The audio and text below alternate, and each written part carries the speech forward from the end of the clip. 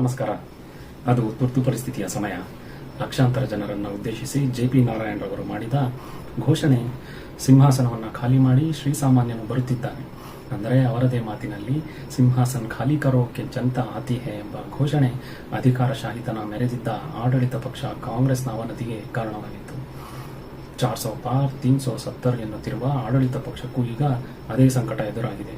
195 ಲೋಕಸಭಾ ಅಭ್ಯರ್ಥಿಗಳ ಪಟ್ಟಿಯನ್ನು ಮೊದಲೇ ಜಾರಿ ಮಾಡಿ ಬಕೆಟ್ ಮಾಧ್ಯಮಗಳ ಸಪ್ಪೆ ಮಾಸ್ಟರ್ ಸ್ಟ್ರೋಕ್ ಶೋಗಳು ಜನರ ಗಮನ ಸೆಳೆಯಲು ವಿಫಲವಾಗಿರಲು ಅದೇ ಲಿಸ್ಟಿನಲ್ಲಿದ್ದ ಬಿಜೆಪಿ ಅಭ್ಯರ್ಥಿಗಳು ಟಿಕೆಟ್ ವಾಪಸಿ ಮಾಡೋದಕ್ಕೆ ಶುರು ಮಾಡಿದ್ದಾರೆ.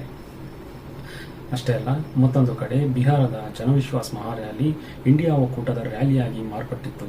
ರೈತರು ಕೂಡ ದೆಹಲಿ ಚಲೋ ರ್ಯಾಲಿ, ರೈಲ್ ರೋಕೋ ಚಳವಳಿ ಆರಂಭಿಸುವುದಾಗಿ ಮಾಡಿದ ಘೋಷಣೆ ಆಡಳಿತ ಪಕ್ಷಕ್ಕೆ ಟ್ರಿಪಲ್ ಡೋಸ್ ನೀಡಿದೆ.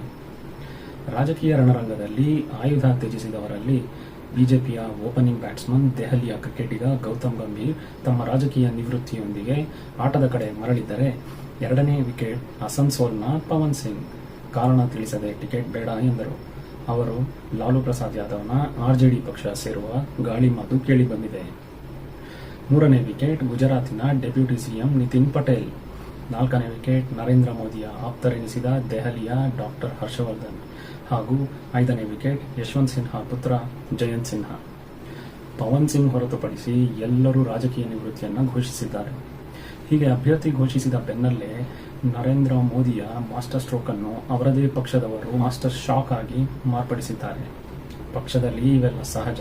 ಹಾಗಾಗಿ ಅವರ ಮನವೊಲಿಸಲು ಇಡಿ, ಸಿಬಿಐ, ಚಾಣಕ್ಯ ನೀತಿ ರೂಪಿಸುವ ತಯಾರಿಯಲ್ಲಿದ್ದ ಆಡಳಿತ ಪಕ್ಷಕ್ಕೆ ಇನ್ನೊಂದು ಶಾಕ್ ಕಾದಿತ್ತು.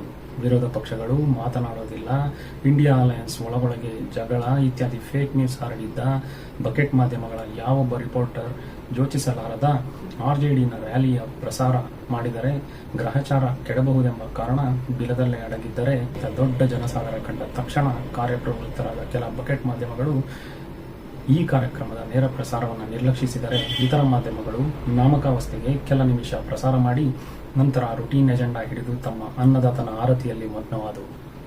ಈ ರ್ಯಾಲಿಯು ಯಾವೊಬ್ಬ ನಾಯಕನ ಕರೆಗೆ ಓಗೊಟ್ಟು ಉಚಿತ ಬಸ್ಸು, ರೈಲುಗಳನ್ನು ಏರಿ ಬಂದ ಜನಸಾಗರವಾಗಿರಲಿಲ್ಲ. ಬದಲಿಗೆ ತಮ್ಮಲ್ಲಿ ಅಡಗಿದ್ದ ಪ್ರಶ್ನೆಗಳ ಉತ್ತರವನ್ನು ಕಂಡುಕೊಳ್ಳಲು ನೆರೆದಿದ್ದ ಸ್ಥಳೀಯರು ಬಸ್ಸು, ಕಾರು, ಲಾರಿ, ಬೈಕ್ಗಳಲ್ಲದೆ ಕುದುರೆ, ಆನೆ, ಎತ್ತಿನ ಗಾಡಿಯನ್ನು ಏರಿ ಬಂದಿದ್ದರು.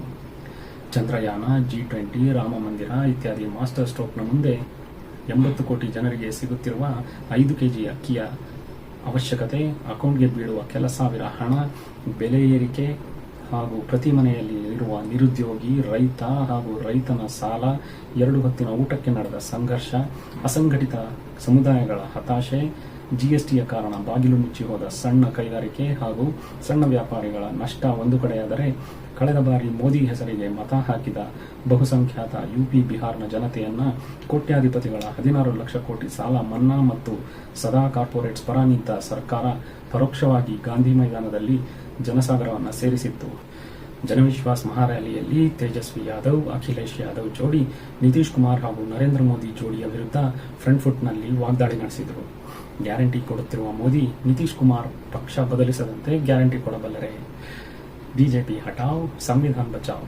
ಈ ಚುನಾವಣೆ ಸಂವಿಧಾನ ರಕ್ಷಕ ಹಾಗೂ ಭಕ್ಷಕರ ನಡುವಿನ ಸಂವಿಧಾನ ಮಂಥನ ಎನ್ನುತ್ತಾ ಸೆಗಣಿಯನ್ನು ಕ್ಯಾರೆಟ್ ಹಲ್ವಾ ಎಂದು ಬಡಿಸಿಬಿಡುವ ಬಿಜೆಪಿಯವರ ಬಗ್ಗೆ ನಮಗೆ ತಿಳಿದಿದೆ. ಸುಳ್ಳಿನ ಫ್ಯಾಕ್ಟರಿಯ ಮ್ಯಾನುಫ್ಯಾಕ್ಚರರ್, ಹೋಲ್ಸೇಲರ್ ಹಾಗೂ ರಿಟೇಲರ್ ಕೂಡ ನರೇಂದ್ರ ಮೋದಿಯವರೇ ಎಂದು ವ್ಯಂಗ್ಯ ಮಾಡಿ, ಈ ಬಾರಿಯ ಲೋಕಸಭಾ ಚುನಾವಣೆಯಲ್ಲಿ ನೀವು ಒಂದೇ ಒಂದು ಟಿಕೆಟ್ ಅನ್ನು ಕೂಡ ಒಂದೇ ಪರಿವಾರದವರಿಗೆ ನೀಡದೇ ಇರಲು ಸಾಧ್ಯವೇ ಎಂದು ಯಾದವ್ ಬ್ರದರ್ಸ್ ಅಟ್ಯಾಕ್ ಮಾಡಿ ಕುರ್ಚಿ ಕಳೆದುಕೊಳ್ಳುವ ಭಯಕ್ಕಿಂತ ಹೆಚ್ಚಾಗಿ ನಂತರದ ಸನ್ನಿವೇಶದ ಬಗ್ಗೆ ಭಯಭೀತರಾಗುವಂತೆ ದೆಹಲಿಗೆ ಸಂದೇಶ ಕಳುಹಿಸಿದ್ದಾರೆ.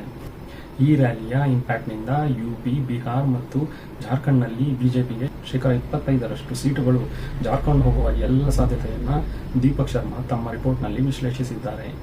Video link ಡಿಸ್ಕ್ರಿಪ್ಷನ್ನಲ್ಲಿದೆ. ಒಟ್ಟಿನಲ್ಲಿ ಪುನರಾರಂಭವಾಗಲಿರುವ ರೈತರ ಚಳುವಳಿ, ಇಂಡಿಯಾ ಅಲಯನ್ಸ್ನ ಜನವಿಶ್ವಾಸ್ ಮಹಾರ್ಯಾಲಿಗೆ ಸಿಕ್ಕ ಜನರ ಬೆಂಬಲ ಆಡಳಿತ ಪಕ್ಷವನ್ನು ನಿದ್ದೆಗಿಡಿಸುವಂತೆ ಮಾಡಿರಲು ಹೇಗಾದರೂ ಮಾಡಿ ಮಲಗಿದರೆ ಅವರದೇ ಪಕ್ಷದವರು ಟಿಕೆಟ್ ವಾಪಸಿ ಮಾಡಿರುವ ಸನ್ನಿವೇಶ ಕನಸಿನಲ್ಲಿ ಬಂದು ದೆಹಲಿ ಬೆಚ್ಚಿಬಿದ್ದು ಎದ್ದೇಳುವಂತೆ ಮಾಡಿದೆ. 2019ರಲ್ಲಿ ಯುಪಿ, ಬಿಹಾರ, ಜಾರ್ಖಂಡ್ನಲ್ಲಿ 134 ಪೈಕಿ 115 ಸೀಟ್ ಸ್ವೀಪ್ ಮಾಡಿದ್ದ ಬಿಜೆಪಿ ಬಣಕ್ಕೆ 3 ಡೋಸ್ ಸಿಕ್ಕಿದೆ. ಶೀಘ್ರದಲ್ಲಿಯೇ ಜಾರಿಯಾಗಲಿರುವ ನೀತಿ ಸಂಹಿತೆ ನಂತರ ಗುಜರಾತಿನ ಜೋಡಿ ಮಾಸ್ಟರ್ ಸ್ಟ್ರೋಕ್ ಹೊಡೆಯುವುದು ಇಲ್ಲ वही बकवास की ಯಾದವ್ बातें ಬ್ರದರ್ಸ್ ಮಾಸ್ಟರ್ ಶಾಟ್ झूठ ನೀಡುವರೆ ಎಂದು ಕಾದು प्रचार हम ನೋಡಬೇಕಿದೆ. तो शुरू से कहते हैं मोदी जी झूठ बोलने के फैक्ट्री है, मैन्युफैक्चरर है। मोदी जी होलसेलर के साथ डिस्ट्रीब्यूटर की है।